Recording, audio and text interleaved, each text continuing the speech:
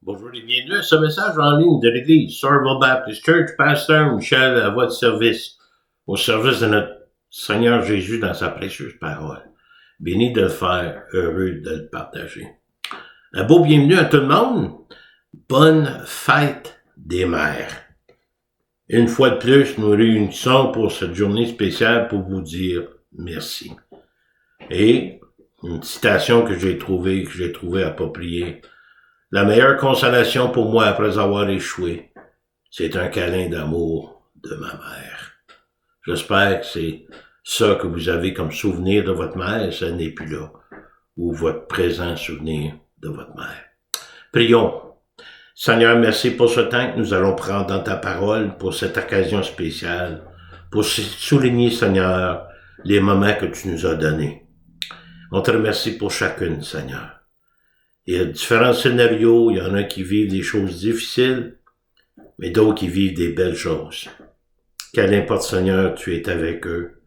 S'ils te connaissent, Seigneur, tu es le meilleur pour aider dans les meilleurs temps et dans les pires des temps.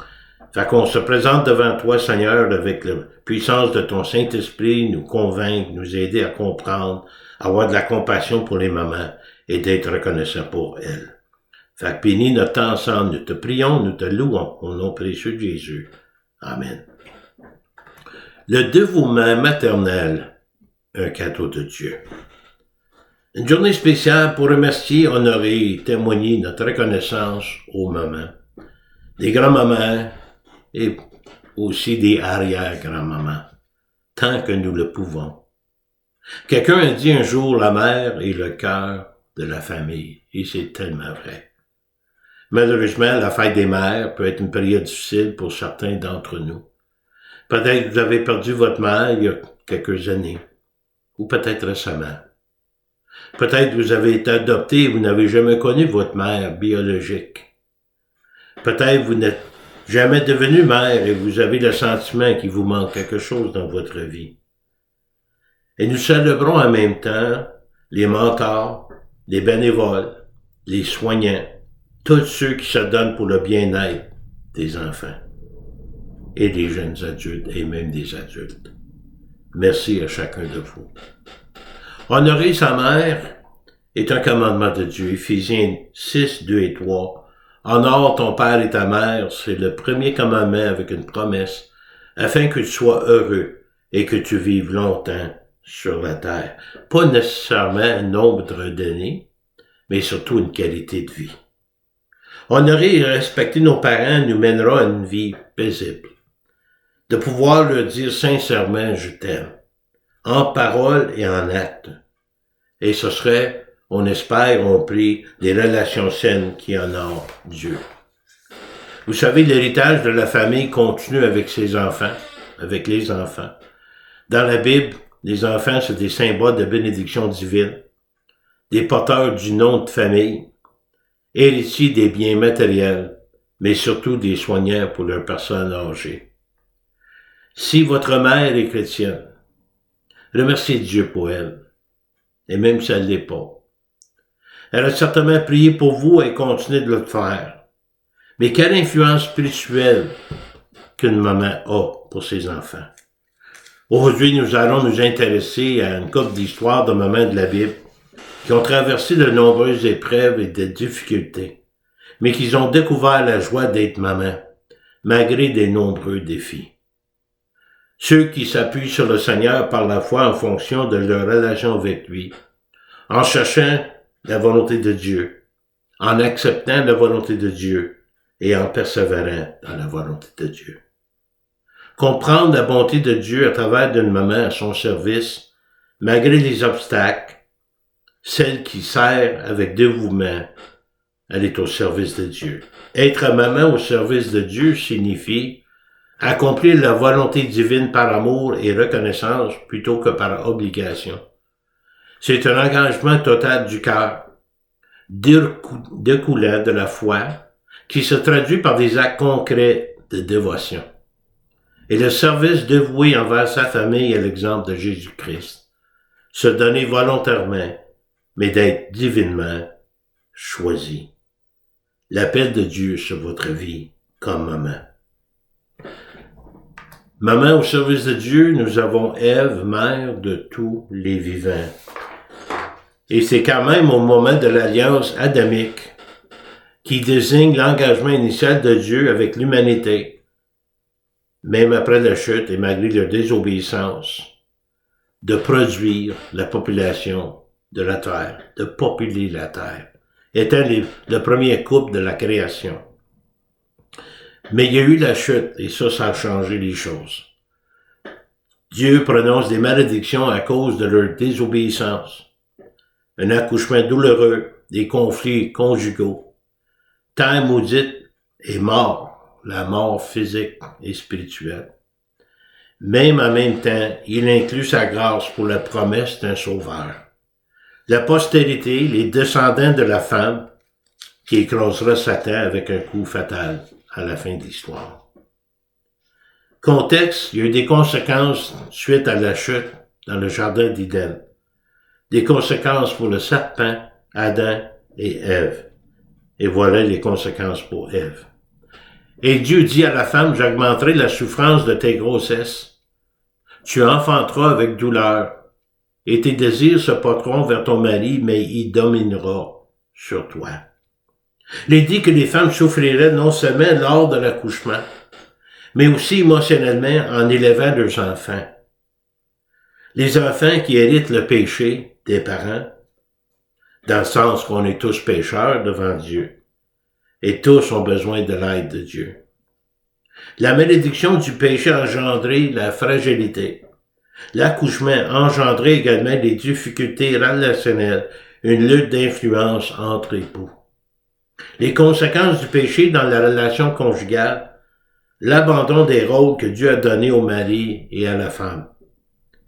Le mari est appelé à être le guide spirituel, ça c'est le dessein divin de Dieu.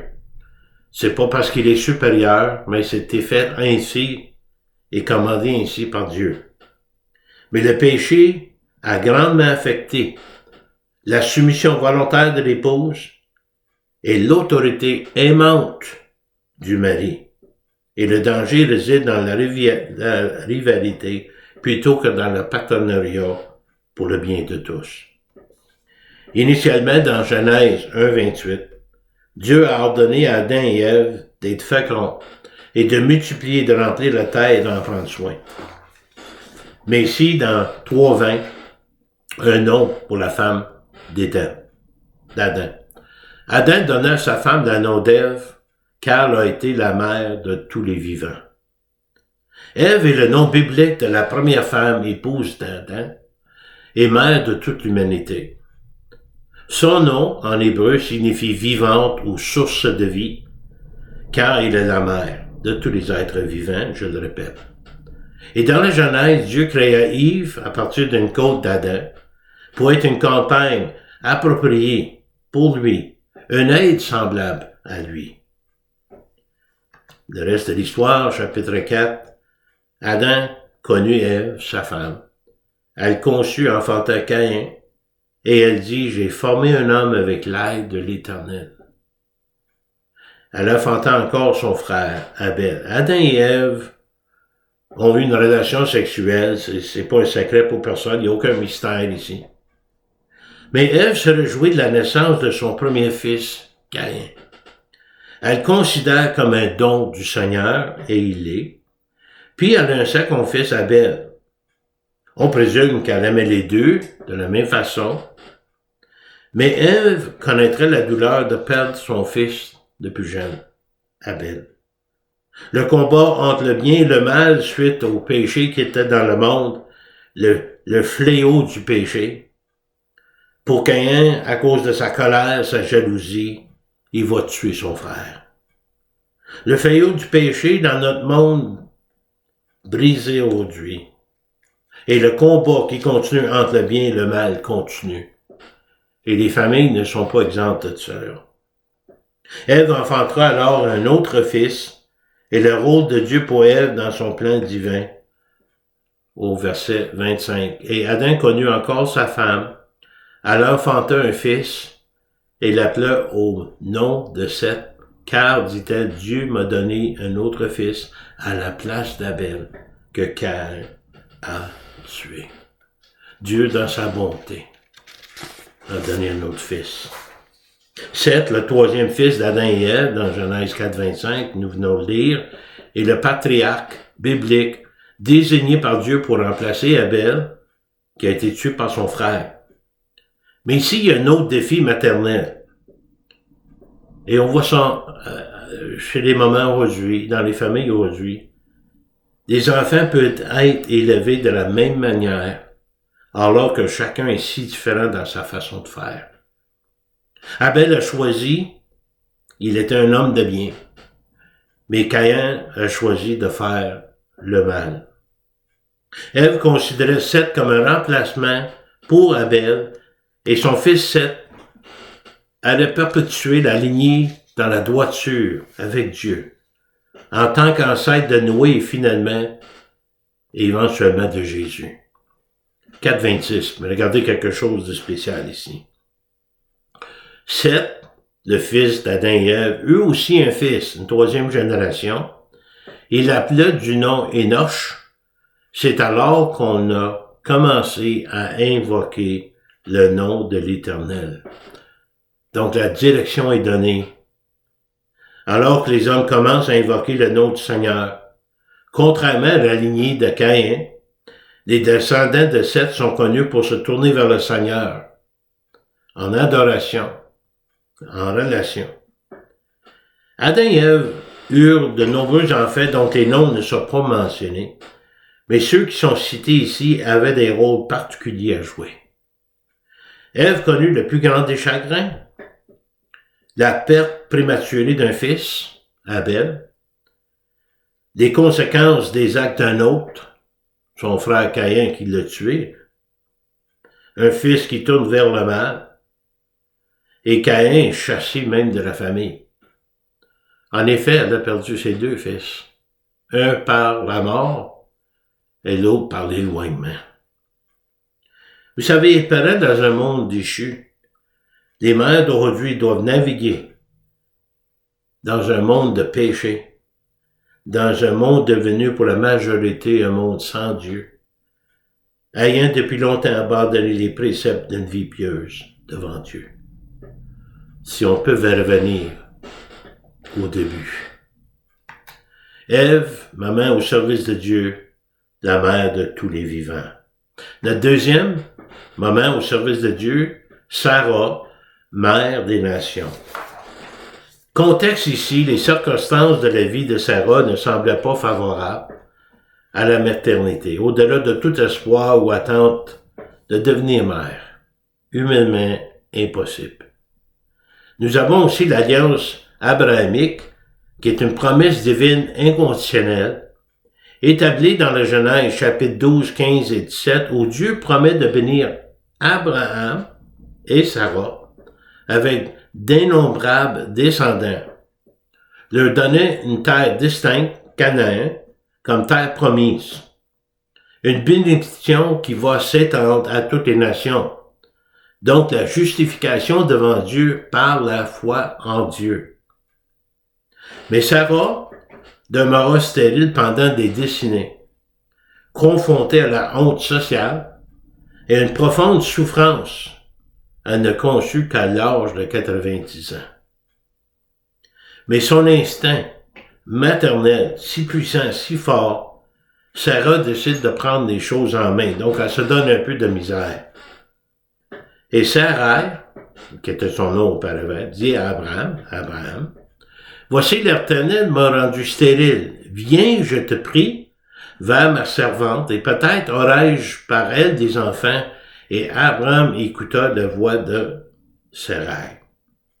Perçu comme avoir douté Dieu, voire une désobéissance, Sarai prend l'initiative et insiste qu'Abraham prend sa servante Agar. Tout de suite, là, on voit un conflit relationnel dans la famille qui engendre une rivalité intense entre Sarah et Agar et son fils Ishmaël. Ça qui provoque chez Sarai et Agar des conséquences insupportables. Agar devient maman à travers de ça, mais elle est victime des désirs de Sarai. Et cela va à l'encontre de l'idéal divin, un homme, une femme. Vous savez, la polygamie, un homme qui avait plusieurs femmes, ça a été toléré dans l'Ancien Testament, mais Dieu n'a jamais approuvé cela. Son plan reste toujours un homme et une femme. Deux sexes opposés. Mais Agar devient victime des manigances de Sarai. Agar, en du moment, sera chassée, maltraitée par cette dernière. Connaissant une maternité difficile, Dieu la renverra ensuite vers Sarai. Donc, 16-15. Agar enfanta un fils à Abraham, et Abraham donna le nom d'Ishmaël au fils qu'Agar lui enfanta.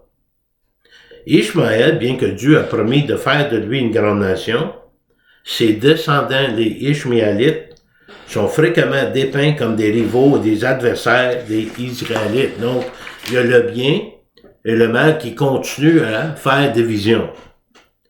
Mais le temps de Dieu ici, nous voyons, est crucial. Ce qui était considéré comme humainement impossible est rendu divinement possible en son temps, dans le temps de Dieu. Et la volonté et la promesse de Dieu s'accomplira selon l'alliance qu'il a faite avec Abraham. Dieu dit à Abraham, tu ne donneras plus à Sarai, ta femme, le nom de Sarai, mais son nom sera Sarah. Sarai veut dire ma princesse ou madame, comme si elle est là pour un homme seul. Mais Sarah veut dire princesse ou noble femme, symbolisant son rôle de matriarche des nations. Et Dieu promet un fils selon l'alliance, et Sarah sera bénie. Je la bénirai et je te donnerai d'elle un fils. Je la bénirai et elle deviendra des nations, des rois, des peuples, de peuples sortiront d'elle. Il y a toute une promesse ici.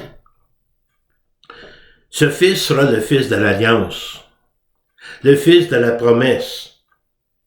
Cette promesse sera confirmée plus tard par 3 visiteurs chez Abraham, et un an plus tard, Sarah aura un fils. Isaac est né, puis certainement venant de Dieu en son temps. L'Éternel se souvint de ce qu'il avait dit à Sarah, et l'Éternel accomplit pour Sarah ça qu'il avait promis. Elle devint enceinte, et elle enfanta un fils à Abraham dans sa vieillesse, au temps fixé dont Dieu lui avait parlé. Une autre chose que nous voyons ici, la promesse de Dieu d'un fils pour Abraham et Sarah, qui a beaucoup de descendants, confirme que Dieu est digne de confiance dans sa promesse d'un futur rédempteur sauveur Messie en son propre fils. Donc, Adam donnait le nom d'Isaac au fils qui lui était né, que Sarah lui avait enfanté. Donc, des mamans au service de Dieu, Sarah, mère des nations. Vous savez, le nom Isaac signifie iri ou rire en hébreu. Ni de façon miraculeuse à des personnes âgées. Son nom symbolise la joie, mais le rire sceptique qui ont entouré sa naissance. Abraham et Sarah, ils ont même ri parce qu'ils trouvaient ça impossible d'avoir un enfant, de concevoir un enfant. Mais Isaac est un patriarche biblique majeur qui représente la foi, l'alliance abrahamique et l'obéissance. Sarah était confrontée à l'épreuve et au découragement d'une infertilité prolongée. La honte au niveau de la société s'était vue comme une punition de Dieu. Mais luttant contre l'impatience et le doute, une détresse émotionnelle et rire sarcastique, elle offrait sa servante Agar à Abraham, désobéissance auprès de Dieu, qui engendra des conflits, de la jalousie et des tensions au sein du foyer, et aboutit à de mauvais traitements infligés à Agar et Ismaël. Vous savez, le désir d'être mère représente un défi majeur pour certaines femmes qui souhaitent d'avoir des enfants, mais n'en ont jamais eu. Malgré tout, il existe des témoignages de femmes qui, ne pouvant avoir d'enfants, tout d'un coup tombent enceintes. Quelle que soit la situation, il nous faut garder confiance en Dieu et sa volonté. Donc, les mères au service de Dieu, on a vu Sarah, mais Dieu honore les moments, spécialement celles au cœur brisé. Les autres mamans au service de Dieu, Jochebed, la mère de Moïse, Élisabeth, mère de Jean-Baptiste, Marie, mère de Jésus, Rebecca, mère de Jacob et Isaü, et Anne, mère du prophète Samuel, juste pour nommer quelques-uns. Mais malheureusement, certaines mères deviennent des inconnues dans le monde, oubliées, parfois par sa propre famille, mais elles sont connues de Dieu. Qui que vous soyez en tant que maman, Dieu vous a confié la responsabilité d'un âme humaine. De l'enfance à l'âge adulte, il n'y a pas de limite. Et encore. Votre mission est précieuse et votre dévouement importante. Et cela ne passe pas inaperçu aux yeux de Dieu. Votre nom figure sur la liste de Dieu pour les mamans au service de Dieu. Être mère est tout un engagement, mais Dieu honore les mamans, spécialement celles au cœur brisé. Une belle histoire dans Luc 7. Le jour suivant, Jésus allait dans une ville appelée Naïn. Ses disciples, une grande foule, faisaient route avec lui. Lorsqu'il fut près de la porte de la ville, voici, on portait en terre un mort, fils unique de sa mère, qui était veuve.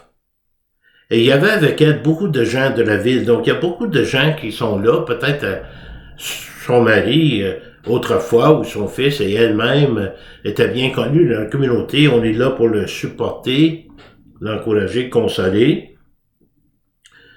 Et son nom est inconnu ici dans l'histoire. Ça peut représenter beaucoup de mamans. Inconnu par nous le nom, mais connu de Jésus en tant que veuve, et désormais une mère endeuillée. Cette perte était particulièrement douloureuse. Le défunt était le fils unique de cette femme, et donc la perte de son fils unique, après la perte de son mari, elle ne prévoyait qu'un avenir misérable en avant d'elle. Le Seigneur, l'ayant vu, fut ému de compassion pour elle et lui dit, ne pleure pas. Jésus l'a vu physiquement, il le voyait physiquement, mais quand Jésus voit quelqu'un, il connaissait tout d'elle. Son désespoir, sa tristesse. Il éprouve la compassion qui signifie souffrir avec quelqu'un. Mais ici, Jésus voulait la soulager de ses souffrances. Et regardez la suite. Il s'approcha et toucha le cercueil, et ceux qui le portaient s'arrêtèrent. Il dit, jeune homme, je te le dis, lève-toi. Un peu comme Lazare. Et le mort s'assit, se mit à parler, et Jésus le rendit à sa mère. Pouvez-vous imaginer? Ben, Luc décrit le cercueil est ouvert, surtout en anglais, dans le King James. Et Jésus regardait le garçon et parlait à une mort comme s'il était vivant. Pourquoi qu'il pouvait faire ça?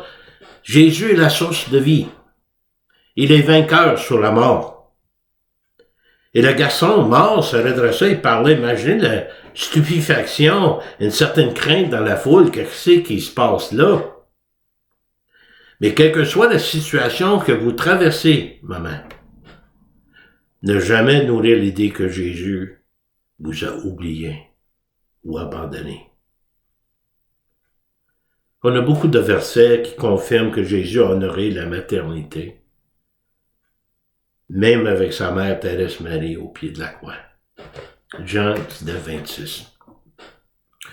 Jésus, voyant sa mère, et auprès d'elle le disciple qu'il aimait, donc Jean, dit à sa mère, « Femme, voilà ton fils. » Je vais arrêter là. Pourquoi Jésus ne dit pas « Mère, voici ton fils ». Il adresse Marie en l'appelant « femme ». Est-ce qu'un manque de respect? Non. Est-ce que c'est possible que c'est une façon de dire que le lien allait être coupé par la mort? En tant que fils terrestre de Marie, c'était terminé, il allait mourir, pour assumer son rôle véritable comme fils céleste de Dieu. Marie se tenait là, près de la croix de Jésus, son fils. Il est difficile de comprendre l'agonie de Marie voyant son fils crucifié. Elle fut témoin de la douleur, l'humiliation, la honte, la souffrance, la mort, même la crucifixion de son fils. Mais Jésus a toujours été temporairement son fils terrestre, mais définitivement le Fils de Dieu. Un rappel, même nos enfants nous sont confiés pour un temps. Et Marie avait été prévenue de ce moment. Lorsque Jésus avait 8 jours, Marie et Joseph amenaient le nouveau-né Jésus au temple pour le consacrer à Dieu. Un homme pieux nommé Simeon vit Jésus, le prit dans ses bras et bénit l'enfant. Pourtant, il dit aussi ceci à Marie, et je cite Luc 2,35, « Oui, une épée te transpercera aussi l'âme. » Marie en fit l'expérience tout au long du ministère de son fils, alors qu'il était rejeté, combattu et victime de complot. Et finalement, une crucifixion. Ce fut pourtant l'accomplissement ultime de cette promesse solennelle de tous ceux qui contemplèrent Jésus sur la croix. Nul ne souffrit comme Marie. Et Jésus dit aux disciples Jean, « Voilà ta mère. » Et dès ce moment, le disciple l'a pris chez lui. Dieu honore les moments, spécialement celles au cœur brisé. Et Dieu voit notre monde brisé avec le péché, et chacun est sujet de son amour. La femme, lorsqu'elle enfante, éprouve de la tristesse, parce que son heure est venue. Mais lorsqu'elle a donné le jour à l'enfant, elle ne se souvient plus de la souffrance, mais à cause de la joie qu'elle a qu'un homme est né dans le monde. Dieu n'a pas promis qu'il n'y aurait pas de douleur par la suite. Mais regardez ici, Ésaïe 49,15. Je vais marquer un petit quelque chose parce que j'ai pensé à de quoi tantôt. Une femme oublie-t-elle l'enfant qu'elle allait? N'a-t-elle pas pitié du fruit de ses entrailles? Quand elle l'oublierait, moi, je ne t'oublierai point. Et je me suis dit, quand est-ce qu'une femme peut oublier son enfant? Est-ce possible? Et j'ai pensé à la maladie d'Alzheimer, la démence. Y a-t-il quelque chose de plus triste qu'une maman qui ne reconnaît pas ses enfants? Ou même le contraire, des enfants qui ne reconnaissent pas leur maman. Aller à une étape plus loin d'amour de Dieu sur chacun de nous. Le psaume 139 a été écrit par le roi David. C'est une profonde méditation sur l'omniscience de Dieu, sa connaissance de tout, son omniprésence, sa présence partout, et son omnipotence, sa toute-puissance. Ce psaume souligne combien Dieu connaît et comment il a façonné chaque personne avec soin, souvent exprimé comme étant une création merveilleuse de Dieu. Un psaume que j'aime beaucoup, je vais aller un peu en avant, c'est toi qui as formé mes reins, David dit ça à Dieu, qui m'a tissé dans le sein de ma mère. Quand je n'étais qu'une masse informe, tes yeux me voyaient. Et sur ton livre étaient tous inscrits les jours qui m'étaient destinés avant qu'aucun d'eux existât. Qu'est-ce que je vois ici? Un enfant qui est conçu, qui ne vient pas au monde, exemple. Quelle que soit la raison. est auprès de Dieu dans le ciel. Il n'a pas connu la vie physique en tant que telle sur cette terre. Il rentre dans la présence de Dieu. La compassion de Dieu s'étend aux mères ayant subi une fausse couche, ou même subi ou décidé d'être avorté, puis on ne juge pas là-dessus. Dieu, la parole est claire. Mais ayons compassion pour ces femmes-là. Ceux qui ont porté un enfant qu'ils n'ont jamais vu vivant. Celles qui ont confié leur enfant à l'adoption. Dieu se souvient de l'enfant et il se souvient des mères aussi. Ça, c'est la grâce de Dieu. Je vais juste revenir sur Psaume 27:10. Je pense que j'allais un petit peu plus loin. Attendez un peu. J'ai pris 2 versions de Psaume 27:10. Louis II. Quand mon père et ma mère m'abandonnent, mais l'Éternel me recueillera. Bible du Sommeur. Si mon père et ma mère devaient m'abandonner, l'Éternel me recueillera. On revient au câlin de Dieu. Il y a beaucoup de personnes qui auraient besoin un matin, comme on a vu au début. Dieu voit notre monde brisé, le péché, et chacun est sujet de son amour. Il s'agit de le demander. Psaume 145:17. L'Éternel est juste dans toutes ses voies et miséricordieux dans toutes ses œuvres. La semaine prochaine, nous allons continuer dans le livre d'Ézéchiel, la restauration d'Israël, donc l'explication de la vallée des os séchés, l'unité entre Juda et Israël et le royaume davidique établi. Je l'ai mis en anglais, mais je vais l'ôter. Prions le Seigneur. Merci Seigneur encore une fois pour les moments qui sont parmi nous. Ceux qui nous ont quittés, Seigneur, qui ont démontré le dévouement pour la famille. Et on te remercie pour eux quand même. Et Seigneur, je prie pour les moments qui vivent des choses difficiles. Parfois rejetés par leurs propres enfants. Où il n'y a pas d'honneur, il n'y a pas d'amour. Et Seigneur, on sait que le péché fait son effet. Mais tu es là. Je prie pour le bien-être de chacun de nos moments. Et merci Seigneur pour ta parole, qui nous rassure que tu nous abandonneras jamais. Nous te remercions, je prie pour chaque personne, Seigneur, qui est à l'écoute, que tu puisses les garder, les bénir. Et merci pour ce temps ensemble. Nous te prions, nous te remercions au nom de Jésus. Amen. Vous pouvez me contacter ici à l'église Somerville Baptist Church, 819-889-2819. Mon courriel, mihoule, ou @netrevolution.com. En attendant, approchez-vous de Dieu. J'espère que vous allez pouvoir prendre du temps avec votre maman, si elle est encore là. Appréciez-la. Merci Dieu pour elle. Et à la prochaine fois.